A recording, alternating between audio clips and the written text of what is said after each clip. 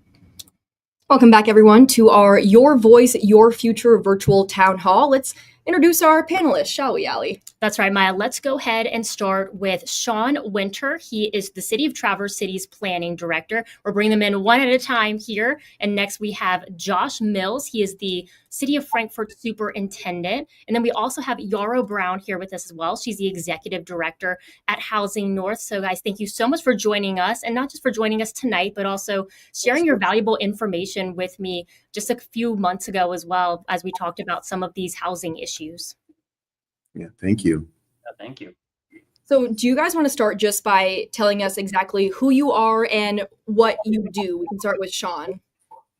Yeah, hi. Again, my name is Sean Winter. I'm the planning director here in the city of Traverse City. I've been here for about 4 years now. I live in the city with my wonderful wife and our daughter. I'm also someone who grew up in this area, so I've had the opportunity to watch this community change and evolve over 40 plus years. And one thing is certain is that the change never stops. This community, like all communities, is always evolving, sometimes at faster paces than others. But that is the one certainty that people like Josh and Yarrow and myself can count on, is that change will be coming. Absolutely. Josh, you want to tell us a little bit about yourself? Joshua Mills. I was hired as a city superintendent in 2000. And in addition to those duties, being that we're a small community, I am involved in everything associated with building communities. So I'm also the zoning administrator. I'm the planner for the community. I'm the DDA director. But for us as a community, you know, our sustainable housing needs has really been a primary focus for me since I took on the job, because I was born and raised in this community. And like Sean, I saw so many changes occur over the last 40, close to 50 years, that as a community, we needed to do a better job at creating opportunities associated with housing. And of course, short-term rentals has been a part of our community for many years. And trying to, again, find that balance has been a mission for us for over 20 years. And Yarrow, tell us a little bit about what you do.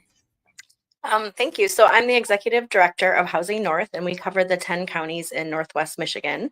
And we also cover Grand Traverse County. So from Manistee over to Wexford, Missaukee, and up to the bridge. And we work with our communities to help remove barriers to housing and help create housing solutions through communications, policy, and advocacy and capacity building.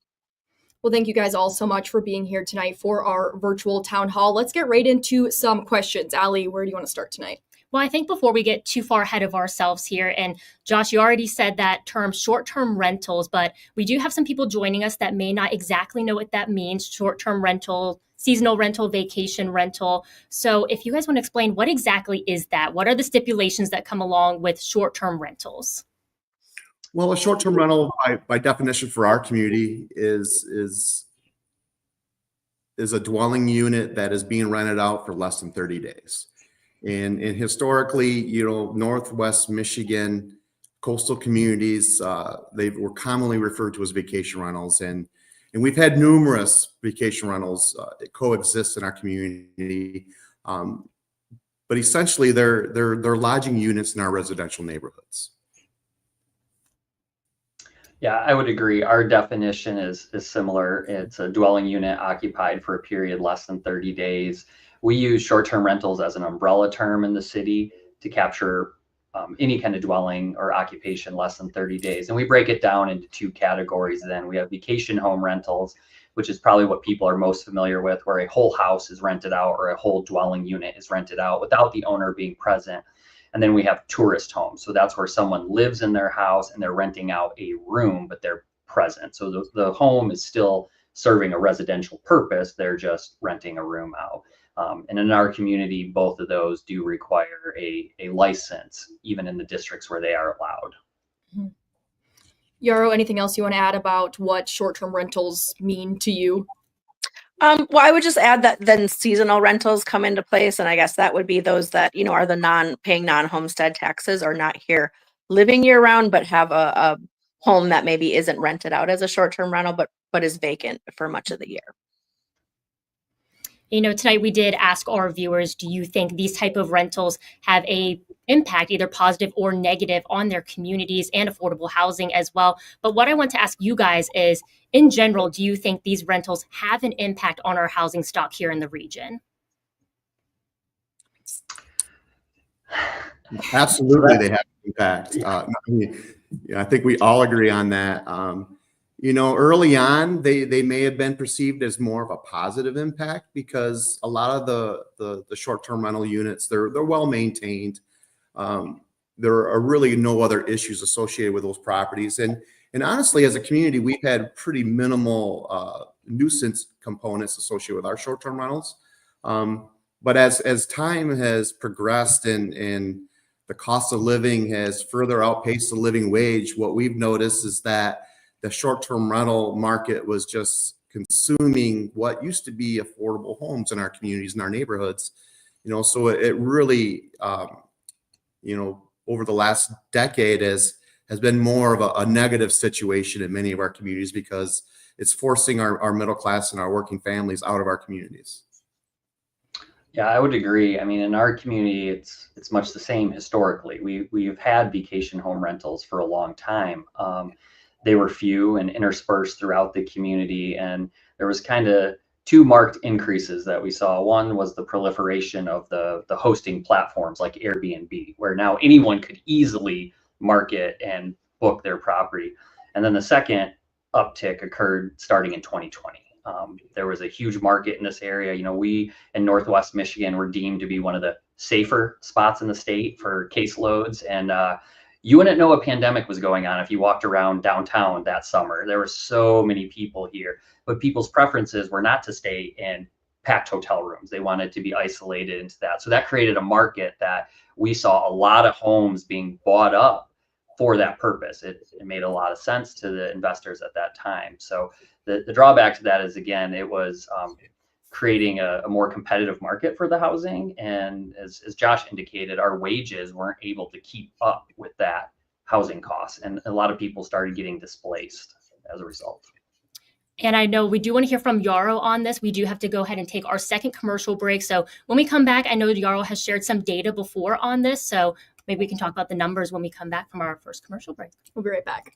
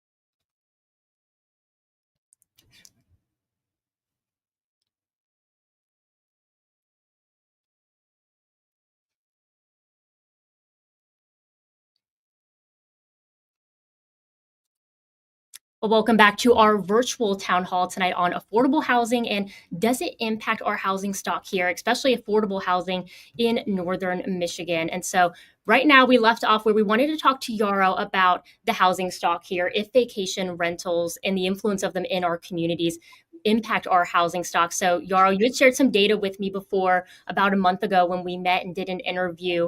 So I wanted to give you the chance to share some of those numbers again.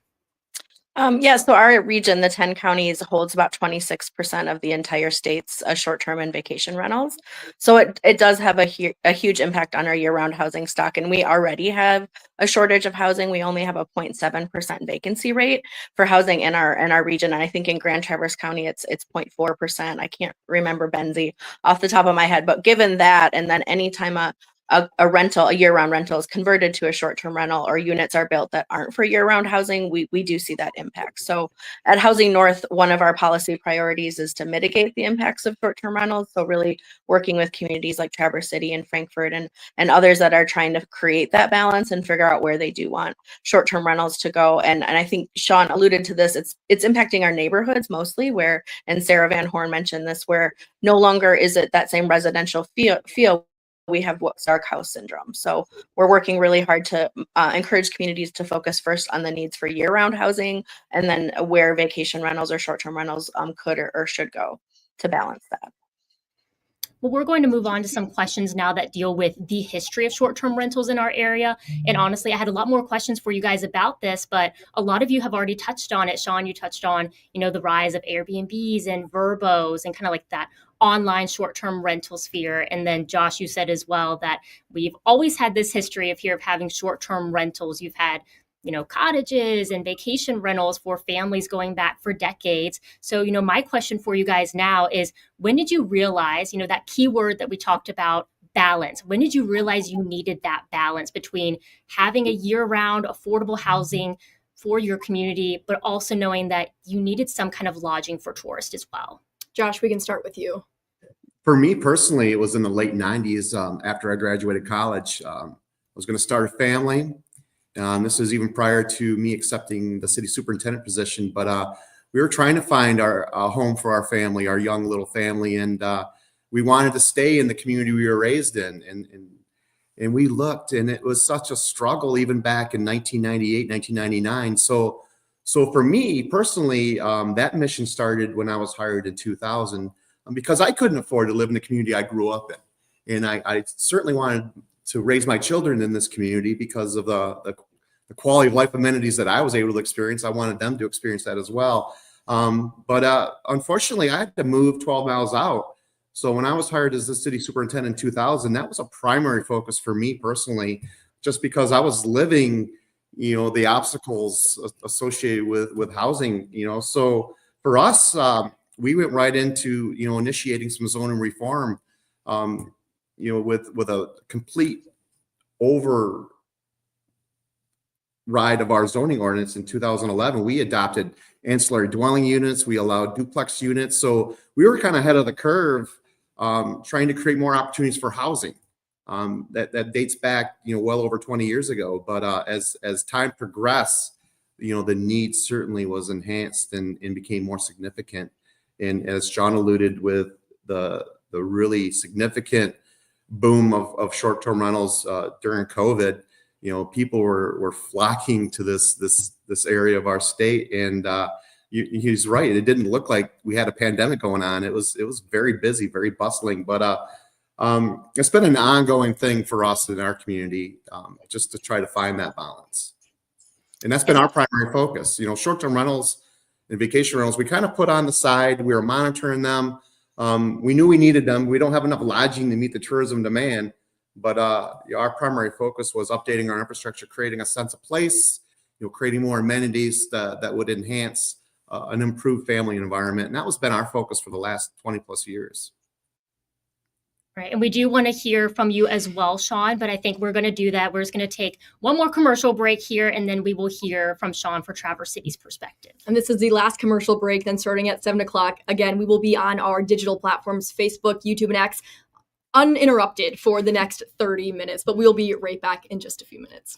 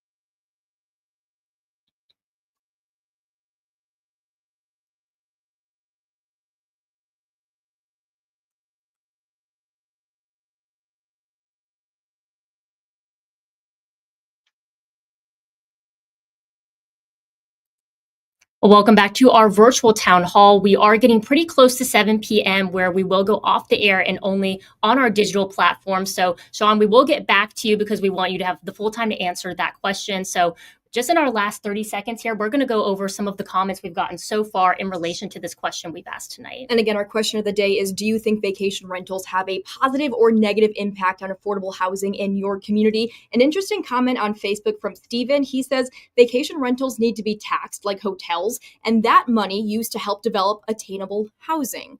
So interesting idea there that maybe we can talk a little more about that with our panelists again on our Facebook, YouTube, and X pages in just a few minutes. But we are going to say farewell to our viewers watching on ABC. Now is a perfect time to head to your social media apps. And again, we will have 30 more minutes of this town hall without any commercial breaks. So we'll be able to dive a lot deeper into these topics. But thank you so much for watching if you are on ABC, and we will see you over on social media in just a few minutes. I'm going to put up our question of the day one more time, and then we'll be back on social media in probably about 30 seconds.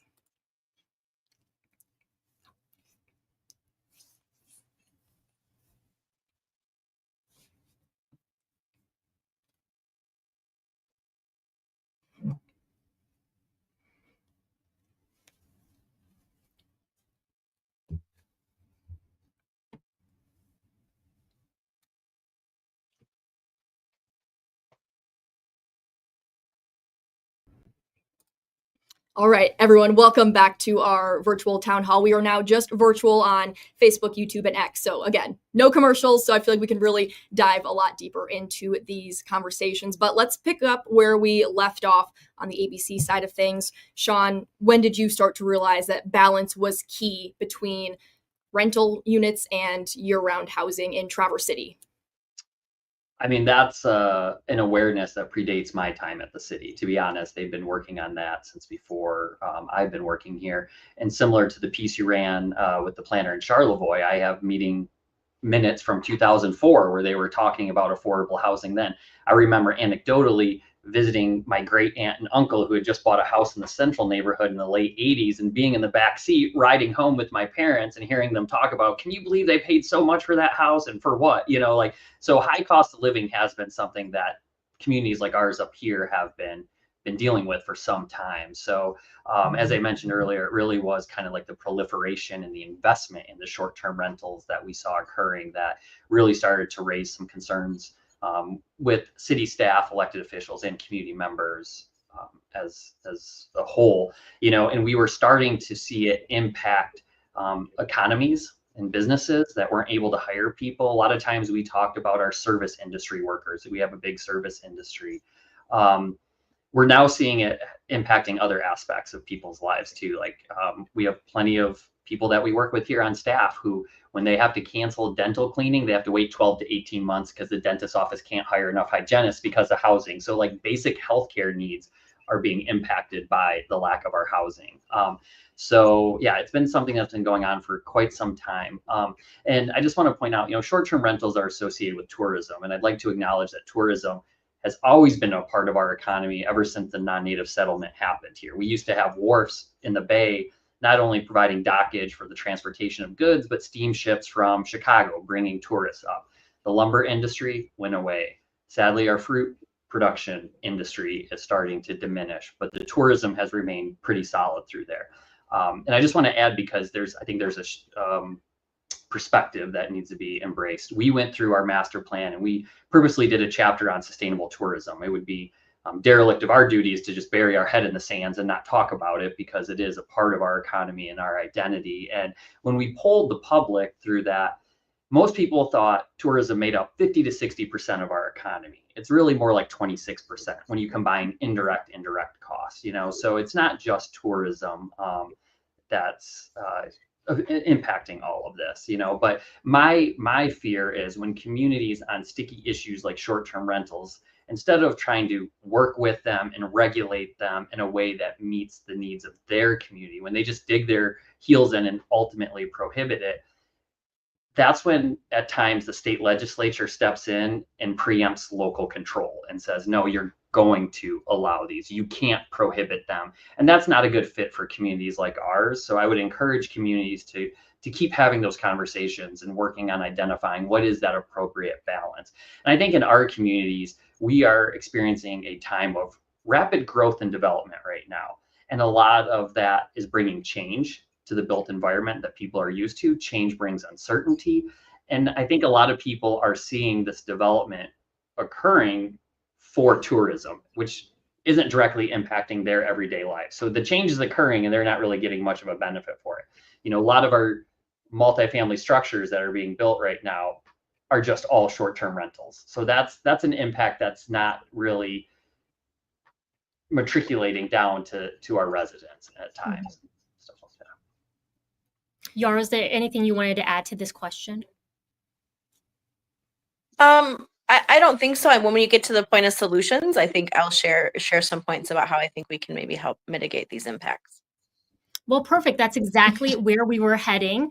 My next question for you guys is, how do you achieve this balance that we talk about? You know, when I spoke with Josh before, he had mentioned, you know, there's an incentive that we try to do here to encourage people to have year-round housing for people who want to come here and work here in the community. So, you know, some of those achieving that balance could look like different ordinances, zoning, incentives, workforce housing. So what is it that you guys do to achieve that balance? Yaro, do you want to start with you?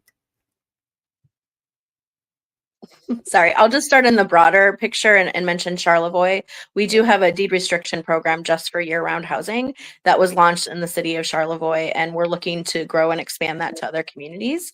But we're working out some tweaks and learning more about the program, but it was modeled after Vail and Deed, where they have Vail and Deed program where they have a ski season in Colorado and have the same issue as we do here in just a different season. But we also, with the new housing tools that we're hoping many of our communities will embrace and adopt, using those tools does require that they be for year-round housing. So I think there are starting to be measures put in place that encourage communities to consider this and make sure that a apartment building isn't just all short-term rentals.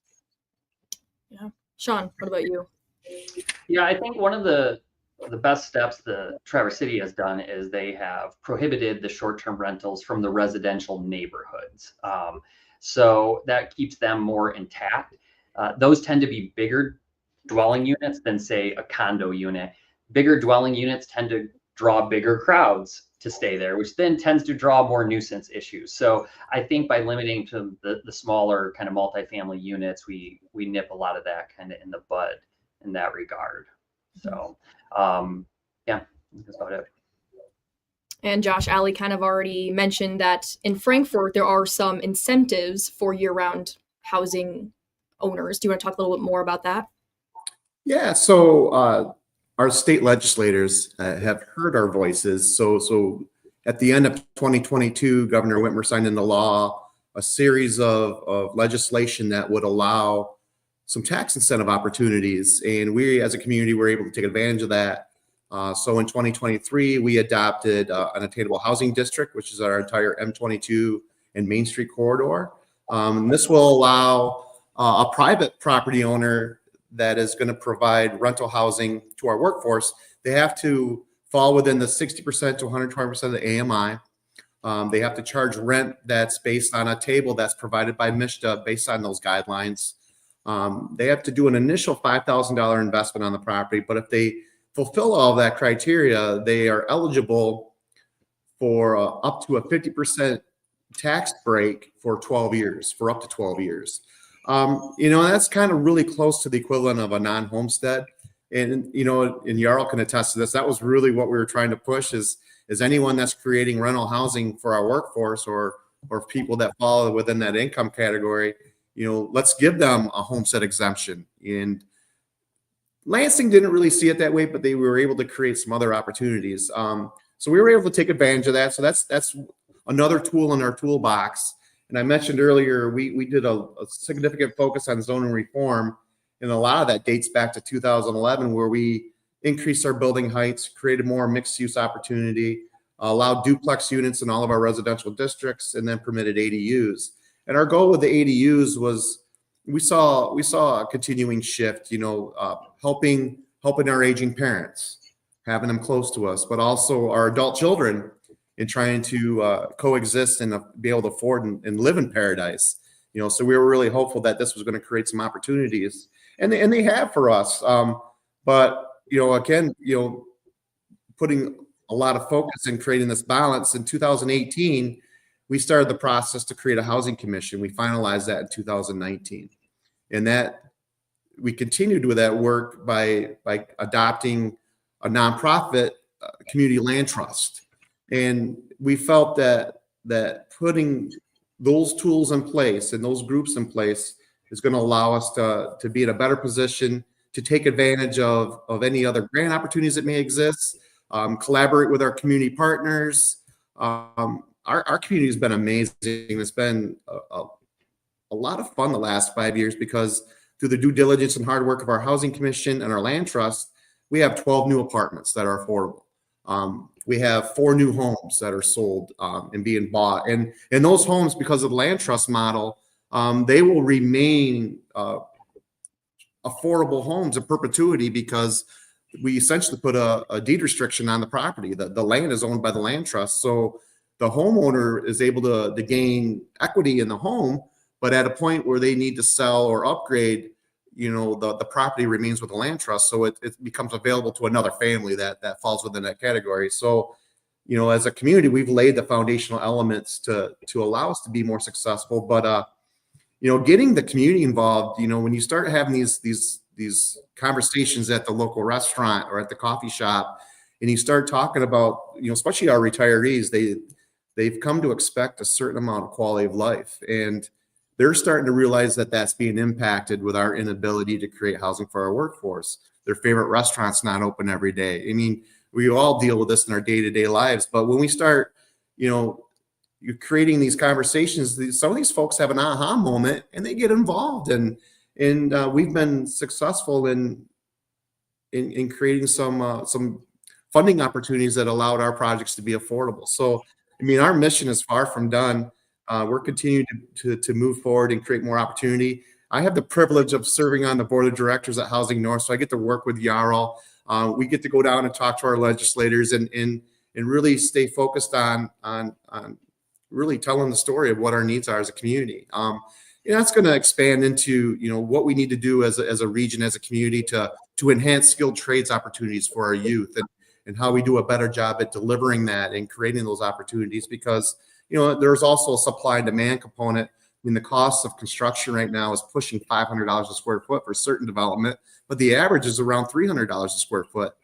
And that just further creates obstacles for our working families. So, expanding the workforce in that segment will certainly reduce some of the costs over time. And the short-term rental, as I mentioned earlier, we kind of set it all on the side. We need them, but we need to control them. So in 2018, we created a task force that focused on short-term rentals. While we had another group working on workforce housing, we were working in synergy and unison. A lot of political pushback for the short-term rental. We had an ordinance crafted. We were ready to adopt it. Had a lot of pushback, so we slowed down a little bit and went a different route in 2018, where we did a good neighbor guide that we made available and a registration. And that kind of allowed us also to get a better sense of how many we had. And, but again, after the pandemic, we needed to do, it became very evident we needed to immediately do something. And that's where we came in and adopt our short-term rental ordinance. But beyond that, we adopted we call it our attainable housing ordinance, Article 8. You can build 600 square foot cottages on a 5,000 square foot lot in the city of Frankfort if it's available for workforce housing. You can do a quadplex with an ADU. So we went deep with zoning reform to create some opportunity, and we're looking at some other partnerships to make those projects become a reality. But right now, it's our land trust taking the lead with that in our housing commission. And a nonprofit developer, Homestretch, you probably heard about them, maybe reported about them. They were the developer of our 12-unit project. This is zero taxes are created. The city gave a 0% PILT to this project. The city donated the land. Benzie County, through their ARPA funding, gave $500,000 towards the project. Michigan gave us a $600,000 missing middle. We had over $1.2 million in grant subsidy plus donated land.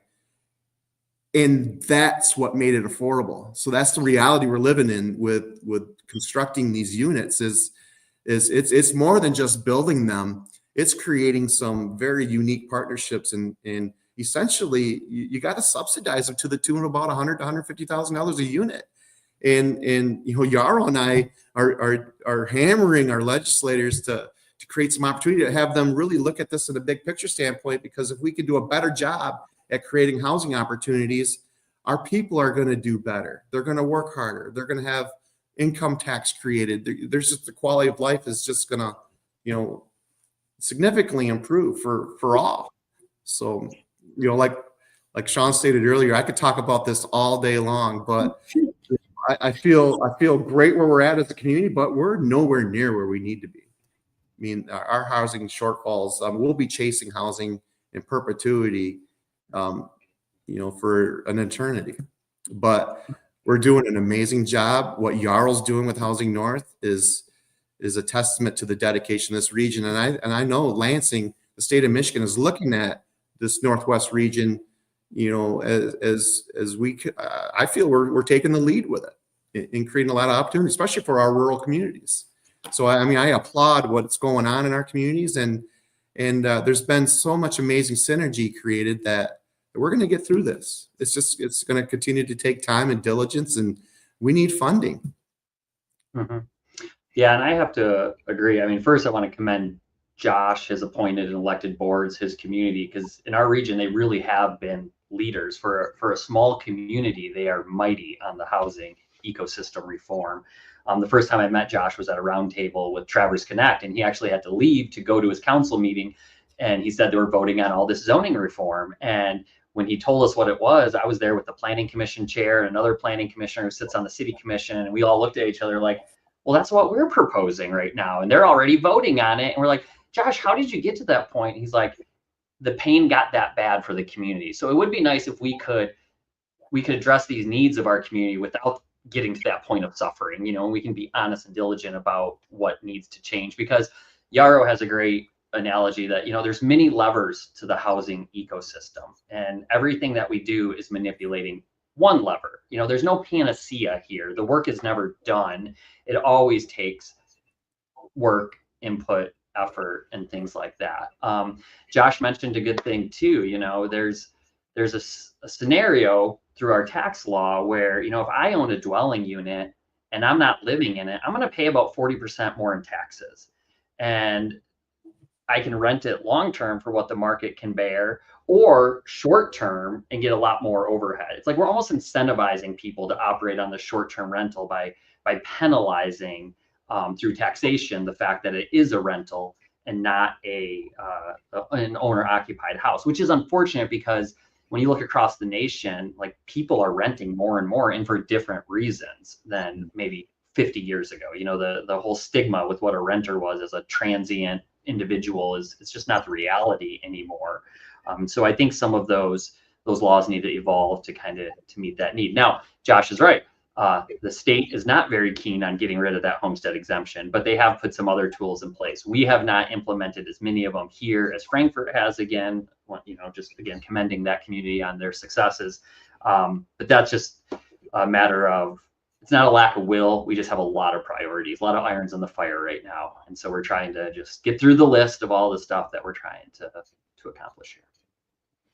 Well, you guys set this up perfectly for what my next question was going to be. And my next question was, do you guys talk to each other about this? And all of you actually said different moments in time where you've spoken to each other. But, you know, for someone who is tuning in to this town hall tonight and they see, oh, okay, well, I hear Frankfort, I hear City of Traverse City. Well, what about my community? You know, a way that I had opened my story was the city of Manistee was talking about a potential short-term rental ordinance. And they said, wait, I like what Frankfort's doing. And then when I told Josh this, he says, well, that's funny because we actually copied a lot of that from Sutton's Bay and Bingham Township. So how do you guys talk to these other communities across northern Michigan about, hey, what are you doing? Sometimes we just pick up the phone and be like, hey, I saw you talking to Ellie Baxter on the news. I have a question about what you're doing. So, I mean, but we also, you know, Yarrow through the Housing Summit creates these opportunities. I know, Josh, I think you were down at the planning conference this year. You know, we talked there. Those state organizations help foster those opportunities. Even locally, Networks Northwest has opportunities for the planners to get together. And here in our county, we got rid of county planning a number of years ago, but now we're trying to bring back our quarterly planner luncheon so we can have more of these conversations. And it's funny, now that I think of it, I remember the first one I went to 8 years ago was on the topic of short-term rentals. And so, here we are still having that conversation because it's not going away. The market's evolving, and therefore we need to evolve to make sure it's still serving our communities. Oh, there's collaboration that goes on constantly. Like Sean said, the majority of that, just pick up the phone. And I mean, there's times where I will go on somebody's website, check out, I'm like, oh, this is an awesome ordinance. And we'll share it with our planning commission, our city council, and our team. I have conversations like with the Boyne city manager. They brought, their mayor and their planner and a group of members. They came down and we met. And government, we feed off of what other communities are doing, and we try to figure out what works and what doesn't, and what would work better for our environment. So that collaboration is really intense and positive. And again, Sean mentioned the housing summit. Yarl did, and her team did an amazing job, and it's such a powerful opportunity for community. And I encourage anyone that's elected or appointed, at a planning commission level, city council, city commission level, to attend our housing summit, because the level of energy that the synergy that's created on that. I mean, I attend these, and I'm well versed in what's going on, but the energy and the reboot that I get just talking to other people and learning what their struggles are and what their successes are just allows us to come back to our community and just continue to do a better job. And you got to be flexible, you got to be open-minded. We got a long ways to go, but we've laid the foundation, and for that, I'm very proud of what we've been able to do as a region. Mm-hmm. Mm-hmm. Yeah, I would agree. I mean, to me, I think a resilient community is one where people have the opportunity to thrive regardless of background, income, education, and that takes work to make sure that those opportunities still exist for people, whether it's housing, business opportunities, entrepreneurship, and things like that. So, that's just one of the things that we're constantly working on. Why we do this work is because we want our communities to be a place for everyone. It's not a good story when you hear of someone saying, hey, I had to take my kids out of their school because we had to move 30 miles away because that's the only housing we can find. Like, that's a disruption to people's lives that's going to hinder them from thriving. Josh hit on this earlier too. I used to be an educator, so a lot of childhood development psychology, but there's that Maslow's hierarchy of needs. And at the bottom is like your security and your safety, your housing, your basic needs met.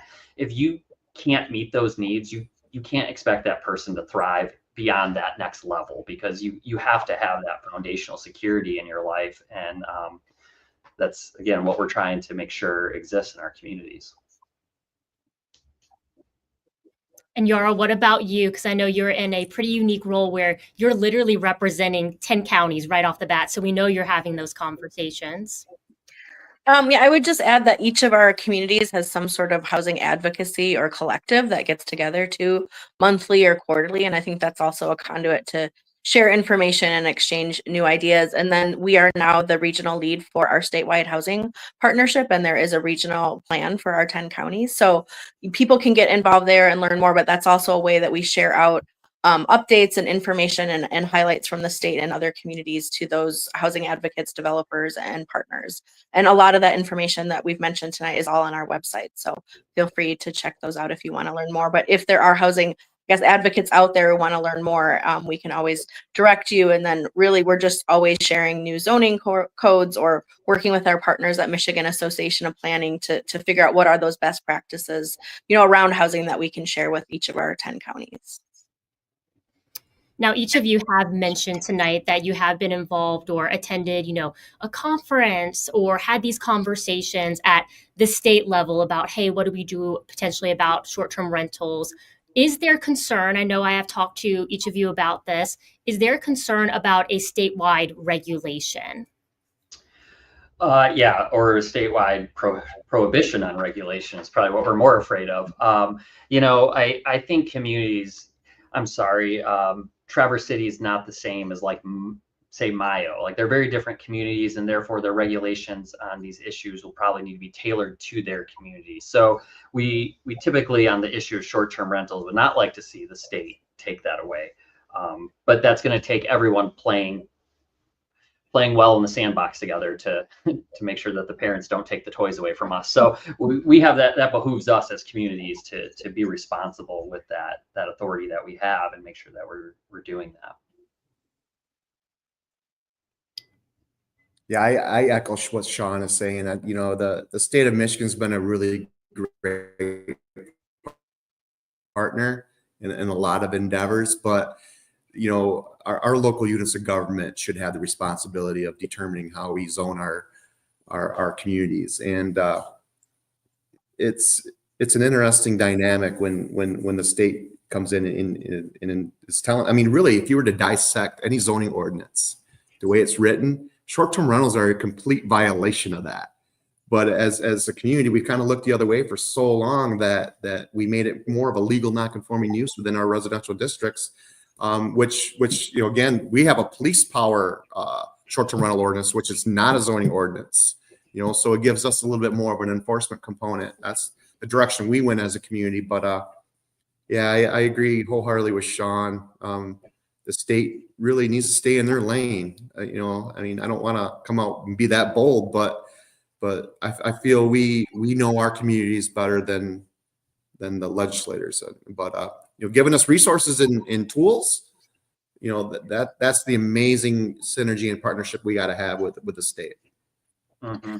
That's what I was just going to add. I think the bills that we're watching or hopeful for would provide a funding mechanism that would allow short-term rentals to like I think the commenter or question was, to maybe fund some housing funds or attainable housing projects. So I think looking at ways that can happen and that Treasury would allow that, where it would make sense that revenue would go back to those local units of government where those short-term rentals were and actually benefit economic development in those communities. So those are the kind of things we're watching at Housing North, but we do believe that local control is best, and really understanding the housing stock and making those decisions locally is important, but making sure there's enough year-round housing first.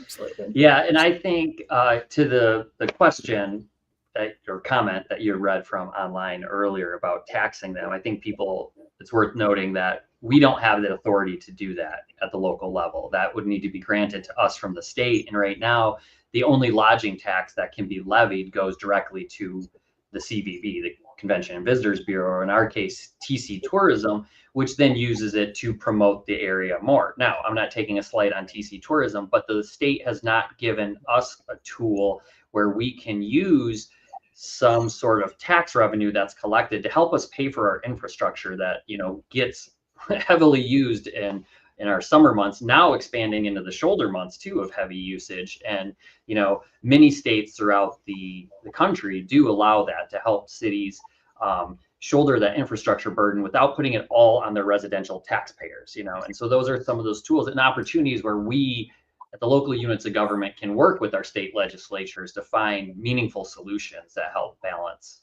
all this. Yeah, so we charge a $500 license fee a year for our short-term rental units, and we're capped at $120 as a community. We allow short-term rental operations in our commercial corridors, which is along Main Street and our waterfront. That's where we encourage those activities occur. That's where they're properly zoned. But with this revenue generated from the license fee, we have to be careful in how we use that. I mean, ideally, you would love to use any excess revenue and shift it right towards workforce housing and help us with planning efforts, with infrastructure, with subsidizing rent assistance, whatever the case may be. I mean, that was our ultimate, initial desire to utilize that revenue, but you can't. It's a fee, so you have to use that source of revenue to facilitate the short-term rental operations. So we're always going to have a little bit of a surplus in there, unless we were able to shift the use of those dollars, and probably more than likely that'll evolve into probably a reduce rate after the initial, just because of the amount of inspecting and things that go into a short-term rental up front. But those are some of the things that we're trying to figure out too. With, you know, it would be so cool to take the STR revenue and shift it right into housing, but fundamentally we can't really do that. Correct. Or at least it would be frowned upon. It would be frowned upon. So Our I wanna attorney go would back say, to- if I can, real quick on the topic, because you talk about how we, you know, discuss things amongst ourselves and at state level and stuff like that. So there has been a long ongoing debate about short-term rentals and housing, you know, and most people, planners like myself, are like, well, we need to probably take a look at regulating this so that our housing stock is not going to be consumed. There's another side of that argument that my colleagues also have, some of them, that, hey, at least it's getting the housing built and it's online, ready to go housing. And at some point, the market is going to become saturated and correct itself, and the housing is going to be existing. I didn't always buy into that argument personally, but I'm starting to see it in our town now. And we're hearing from realtors and short-term rental property managers that, at least in our town, our short-term rental market is tanking. It's crashing, and they're being sold off and things like that. What the overall outcome is going to be, we're going to have to wait and see, you know, because I have spoken with people personally that live in these units that are primarily short-term rentals, and it's not a great experience for them, right? They never know who their neighbors are. It's coming and going. People are living there or staying there for different purposes, and the people that are living there, you know, all that kind of stuff. So we'll kind of see how that starts to work out, but we're seeing that shift starting to occur for the first time, where it had been nothing but converting long-term housing to short-term. Now we're starting to see short-term get converted back to long-term on a very small scale. So it's piqued our interest, and we'll see where that goes. But I also learned from a short-term rental property manager that, you know, since we keep it out of our residential neighborhoods or single-family homes, most of this is occurring in multifamily buildings. Well, unlike a hotel where all the units are managed by one individual entity, you have every unit owned and managed by someone else. So if someone is going to try to stay in that building, you want them to stay in your unit. So everyone's undercutting each other to where it just doesn't financially make sense anymore, because they want to get the bookings in their unit, not their neighbor's unit, because they're not all working together, because it's not one business, it's 40 different businesses operating in competition in the same structure. And so almost by design, they're cannibalizing each other in the market. Well, I know this is a topic that you guys could talk about probably for the rest of the night, but unfortunately we are running out of time and we probably only really reached the tip of the iceberg. But I do want to circle back to our question of the day and take a look at the live results. So I think I can pull it up and still show. Okay, yep, there we are. So again, our question is, do you think vacation rentals have a positive or negative impact on affordable housing in your community? 85% voted negative, 15% voted positive. I'm curious what your reaction and response to these results are. So, Yara, what do you think about these results?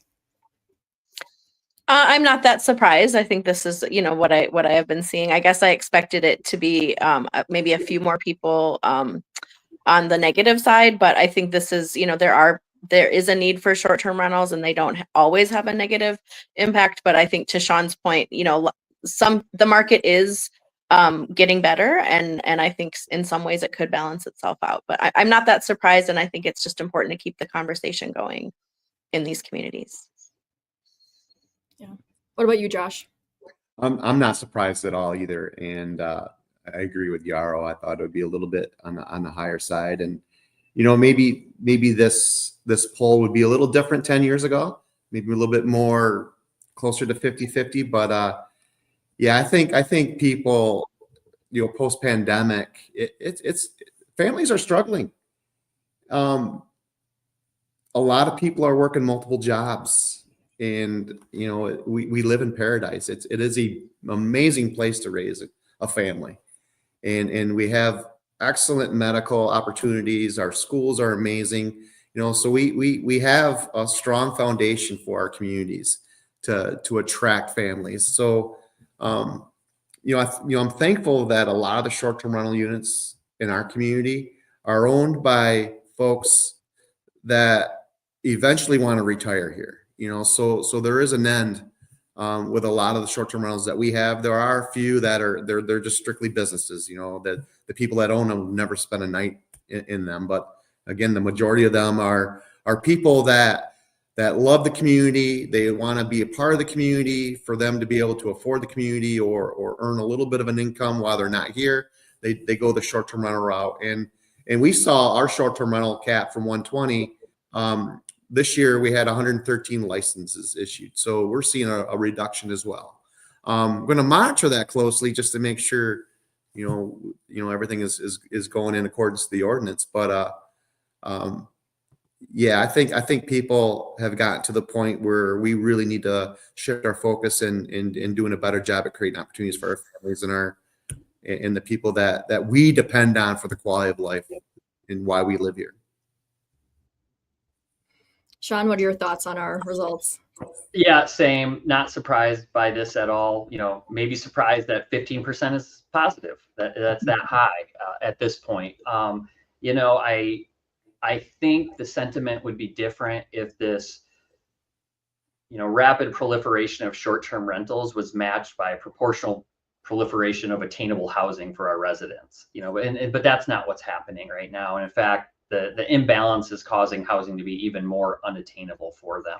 But there is a place for them. We do have a market demand. We do have a sector of the economy that depends on tourism, and sometimes it helps the pro forma work out to provide affordable housing. Across the street from me is a unique mixed-use building, real estate cooperative, where they have a number of dwelling units that are low income housing, so they're, 80% AMI.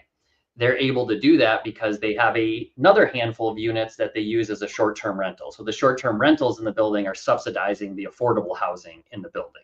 And then they also have a mix that's just market rate. So that's kind of nice in itself too, because you have a diversity of income levels in a house. You're not taking all low income and putting them right here and all high income and putting them right here. It really is more a reflection of community in a way. So they can be leveraged for good, I guess, is my point. But we got to always make sure we keep these things in balance. Like Josh said, I'm surprised to hear they haven't hit their cap of 120, but we know in this line of work that we're not going to rest on our laurels and become comfortable with those numbers, because next year could be completely different. So we got to just always be monitoring and be involved. All right. Well, guys, we are out of time. So I just want to thank you all so much for joining us on our virtual town hall and touching on this topic that it does impact each community maybe a little differently, but we all know it is an issue all across northern Michigan. But it was really interesting to hear each of your different perspectives on how to address this and how to move forward and, of course, create that balance. And thanks to all of our viewers so much for joining us on our virtual town hall. And anything else that you want to mention before we go, Allie? Yeah, just if you joined us a little bit later and you wanted to see our full conversation with Sean, Josh, and Yarrow, this will be posted later on our YouTube page, and you can also watch the live video back as well. So thanks, guys, again, so much for joining us on our town hall. We really appreciate it. Thanks for the opportunity.